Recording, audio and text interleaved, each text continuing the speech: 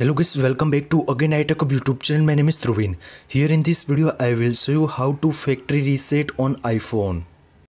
Lot of iPhone and iPad user has been reporting to how to factory reset on iPhone totally clean, 100% like a new iPhone. Before the starting this video, please make sure you subscribe my channel, like, comment and share, and also press the bell icon for the more informative video about iPhone and iPad. Before the factory reset, you need to backup of the data like the photos, videos, WhatsApp chat, these all the things and data to transfer to drive or the another phones. And also second step is factory reset. Before you need to sign out Apple ID from the iPhone settings app. In my case, I already signed out of the Apple ID from the settings. First and second step is completed. Now I will show you how to factory reset any iPhone. First of all, open the settings app from the iPhone home screens. Here scroll down and tap on the general.